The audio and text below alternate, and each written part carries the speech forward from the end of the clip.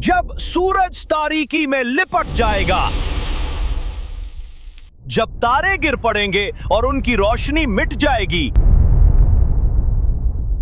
जब पहाड़ उठा लिए जाएंगे और जमीन जोर जोर से हिलेगी, जब सारे जानवर इकट्ठे हो जाएंगे, जब समंदर उबल उठेंगे और जब रूहें दोबारा जिस्मों से मिलाए जाएंगी, उस दिन इंसान जान लेगा कि उसने क्या कमाया। ये कुरान अल्लाह के मोहतरम फरिश्ते जिब्रील के जरिए नाजिल हुआ।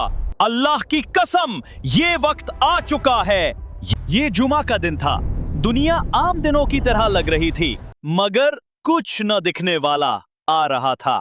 नई रूहें दुनिया में उतरना बंद हो गई थी। मकसद जमीन का वजूद खत्म होने के करीब था। अल्लाह का वादा पूरा होने वाला था। लोग सच और झूठ में फर्क भूल चुके थे। हराम और हलाल एक समान हो गया था। जिना आम हो गया, उरियानी फख्र बन चुकी थी। उलमा खत्म, जाहिलियत आम। लोग इंसानों पर तजरिबे कर रहे थे, डीएनए के साथ खेल रहे थे, नए जानवर नए इंसान बना रहे थे। अखलाक, गैरत, शर्म सब मर चुकी थी। फिर एक अजीब बेचैनी दिलों में उभरने लगी।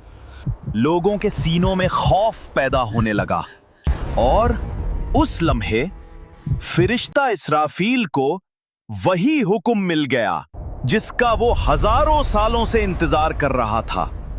उसने सूर अपने मुंह में लिया और अल्लाह के हुक्म से पूरा जोर लगाकर फूंक दिया। एक दहशतनाक आवाज जिसकी गूंज से दुनिया कपकपा उठी।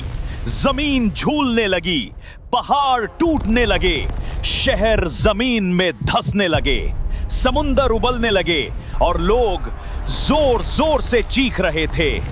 किसी के भी पांव जमीन पर नहीं जम रहे थे।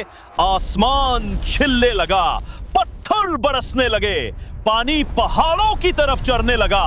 दुनिया में ना कोई पनाह थी, ना कोई टेक्नोलॉजी, ना हथियार, ना ताकत। सब खत्म हो चुका था। आज वादा पूरा हो गया था। यह कयामत का दिन था। अल्लाह का सच जाहिर हो चुका था।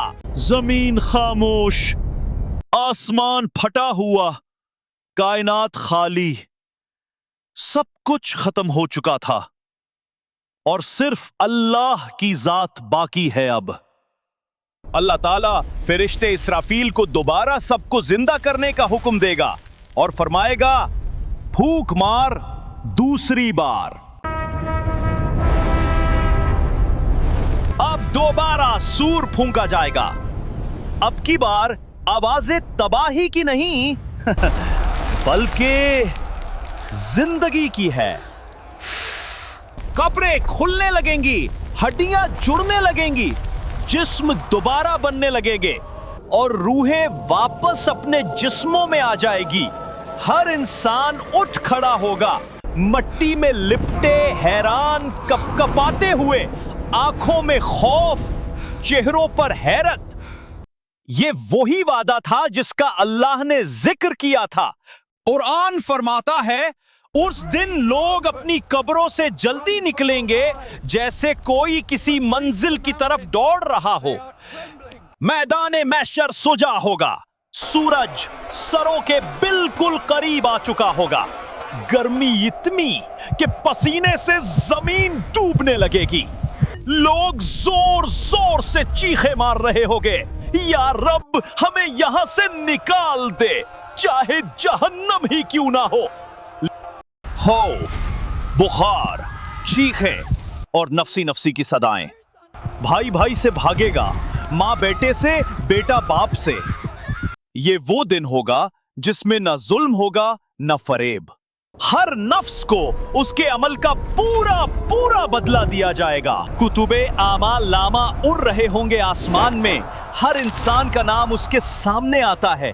किसी का आमाल नामा दाएं हाथ में दिया जाएगा, वो खुश होंगे, और दूसरे जिनका आमाल नामा बाएं हाथ में दिया जाएगा वो रोते और चिल्लाते होंगे। काश मुझे मेरा आमाल नामा ना दिया जाता। फिर तराजू लाया जाएगा, आमाल तौले जाएंगे, अच्छे आमाल भारी और बुरे हल्के। अल्लाह की रहमत गालिब होगी। कुछ लोग बगैर हिसाब जन्नत में दाखिल होंगे, वो जो साबिर थे, शाकिर थे, अल्लाह पर भरोसा करने वाले थे। और दूसरे जिन्होंने निफाक किया, कुफ्र किया, झूठ बोला, जुल्म किया, अल्लाह ताला उनसे बात नहीं करेगा, ना उनकी तरफ देखेगा। अब लाई जाती है जहन्नम 70,000 जंजीरों से बंदी। हर जंजीर को 70,000 फरिश्ते खींचते हैं। आवाज ऐसी कि फरिश्ते भी लर्ज जाएं। ये वो दिन है जिसका नबी ने फरमाया, मैं और कयामत ऐसे हैं जैसे ये दो उंगलियां।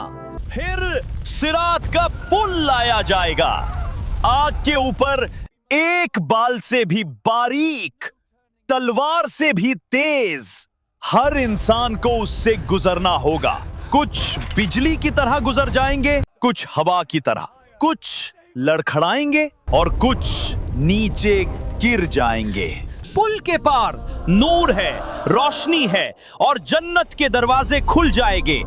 ये थी कयामत की सूरत, ये था हिसाब, ये था अंजाम। अब सवाल ये है, हम किस तरफ होंगे?